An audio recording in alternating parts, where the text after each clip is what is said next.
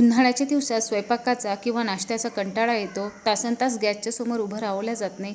तर अशा वेळेस तुम्ही ही बटाटा मसाला पुरी एकदा करून बघा. खूप पटकन होते, 10 ते 15 मिनटात तयार होणारी ही रेसिपी तुम्हाला नक्कीच आवडेल. खायलाही तेवढीच छान लागते, शिवाय भाजी करायची गरज नाही आहे. ही पुरी आपण दह्याबरोबर किंवा लोणच्याबरोबर सुद्धा खाऊ शकतो आणि अतिशय सॉफ्ट ह्या पुऱ्या होतात. तुम्ही याला कुठं प्रवासात जात असाल तर सोबतसुद्धा घेऊ शकतात. आरामात 2 ते 3 दिवस हे पुऱ्या टिकतात, सॉफ्ट राहतात. चला तर मग बनवूया. तर प्लीज तुम्ही जर माझ्या चॅनलवर नवीन असाल तर माझ्या चॅनलला सबस्क्राईब नक्की करा. तर बटाटा पुरी करण्यासाठी मी 1 कप रवा घेतलेला आहे. रवा तुम्ही जाड किंवा बारीक कोणताही घेऊ शकता. ज्या कपने आपण रवा घेतलेला आहे त्याच कपाने मी गरम पाणी घेतलेलं आहे.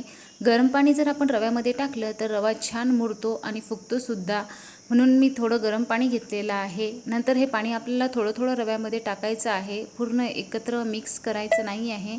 यामुळे रवा पातळ होऊ शकतो आणि आपल्याला जास्त कणिक लागू शकते, म्हणून 1 कप पाणी या रव्याच्यासाठी पुरेसं आहे. तर अशा प्रकारे रवा भिजवून तयार आहे. आता आपण रवा 5 मिनिटं बुडण्यासाठी ठेवणार आहोत. तोपर्यंत पुढील तयारी करून घेऊया. तर त्यासाठी आपण बटाटा मसाला पुरी करणार आहोत, म्हणून एक मोठा बटाटा उकडून घेतलेला आहे, त्याचे साल काढून घेतलेले आहेत. तर इथं मी मोठा बटाटा घेतलेला आहे. तुम्ही छोटे असतील तर 2 बटाटे घेऊ शकता. नंतर हे बटाटे आपल्याला खिसणीवर खिसून घ्यायचे आहेत. त्यामुळे बटाट्यामध्ये काही गाठा किंवा गुठळ्या राहतील नाही, म्हणून आपण खिसणीने खिसून घेणार आहोत. नंतर इथे आपण मसाले टाकून घेणार आहोत. त्यामध्ये मी अर्धा चमचा जिरं घेतलेला आहे, अर्धा चमचा मी ओवा घेतलेला आहे. ओवा हातावर टाकून खुस्कुरून घेऊन टाकून घेणार आहोत, म्हणजे छान असा फ्लेवर उतरेल बटाटा पुरीमध्ये. नंतर अर्धा चमचा इथे मी कलौजी घेतलेली आहे. कलौजी ऑप्शनल आहे, असेल तर टाकू शकता, नसली तरी चालते. नंतर अर्धा चमचा मी इथं कुटलेली लाल मिरचीचं तिखट घेतलेलं आहे. अर्धा चमचा मीठ आणि बारीक चिरलेली कोथिंबीर टाकून घेणार आहोत. आणि इथे 1 चमचा तेल टाकून घेणार आहोत. तेल आपल्याला जास्त ॲड करायचं नाही आहे, 1 चमचा तेल पुरेसा आहे. तेल टाकल्यानंतर हे मिश्रण छान बटाट्यामध्ये मिक्स करून घ्यायचे आहेत. हे मसाले छान एकजीव करून घ्यायचे आहेत. आवडल्यास पुऱ्या तुम्हाला स्पायसी करायच्या असतील तर तुम्ही आणखी मसाले यामध्ये टाकू शकता, जसे धनेपूड, गरम मसाला, बारीक चिरलेली हिरवी मिरचीसुद्धा तुम्ही टाकू शकता. त्याने पण छान अशी टेस्ट पुऱ्यांची येते. नंतर हा मसाला आपला मिक्स करून झालेला आहे बटाट्यांमध्ये. आता जो आपण रवा भिजायला ठेवलेला होता तो पण छान मुरलेला आहे. तो रवा पण आपल्याला बटाट्याच्या मिश्रणामध्ये टाकून घ्यायचा आहे. तर रवा आणि बटाटा मिक्स केल्यानंतर हे मिश्रण पातळ होईल. तर हे मिश्रण छान असं बाइंडिंग होण्यासाठी मी इथे गव्हाचं पीठ वापरलेलं आहे. जेवढा आपण रवा घेतला होता तेवढंच इथे गव्हाचं पीठ घेतलेलं आहे. थोडं थोडं इथं गव्हाचं पीठ आपल्याला टाकून घ्यायचं आहे आणि छान अशी सॉफ्ट कणिक मळून घ्यायची आहे. तर इथे आपल्याला पीठ कमी किंवा जास्त लागू शकतं. तर हे टोटली डिपेंड आहे आपल्या बटाट्यामध्ये कितपत मॉइश्चर आहे याच्यावर. तुम्ही बघू शकता की पूर्ण 1 कप कणिक आपली इथं लागलेली आहे. पूर्ण कणिक टाकून देऊन परत कणिक आपल्याला छान मळून घ्यायची आहे.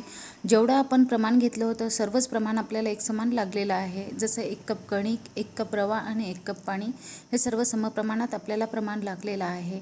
तर थोडं तेल हाताला घेऊन परत 1 मिनिट आपण कणिक चुरून घेणार आहोत आणि लगेचच याच्या पुऱ्या करायला घेणार आहोत.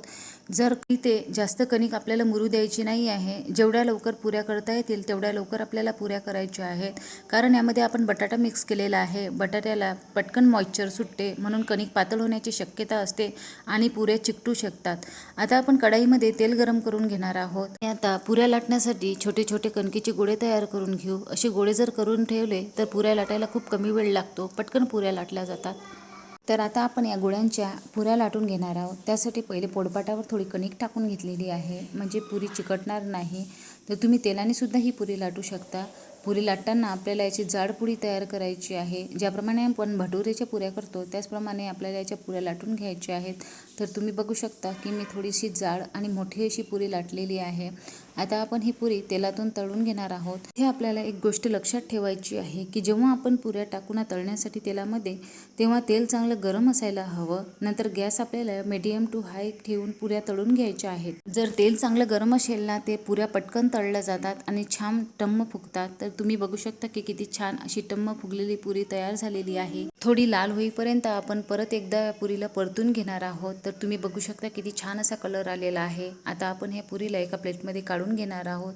त्याचप्रमाणे दुसरी सुद्धा पुरी आपल्याला तळून घ्यायची आहे.